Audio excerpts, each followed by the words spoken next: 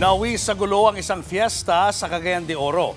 Ang isang dayong vlogger bigla na namang sinapak sa entablado. Ano nga sa frontline sa balita si Brel Montalvo ng News 5 Mindanao. Naghihiyawan at nagsisigawan ang mga tao habang nagpapaselfie sa Cebuano vlogger na si Jimbo Yorongo matapos mag-perform sa fiesta sa Barangay Iponan sa Cagayan de Oro City. Sa gitna ng happy-happy, biglang may sumuntok kay Jimbo. Agad naman lumayo ang vlogger habang ang nanuntok kinuyog ng mga nasa stage.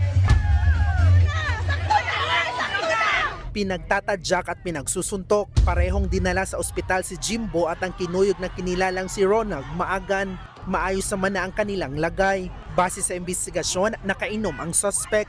Biglang may umakyat na lasing. Hindi din kasi na ng security doon na close in niya. Akala nila magpapipicture lang. Handa naman si Jimbo na makipag-areglo. So muna, before kumuhatag og full information sa inyo hagoy, makig-settle sa kodre sa about atong tawhana, mahimo goy, pwede na siya masturya kung sa problema niya.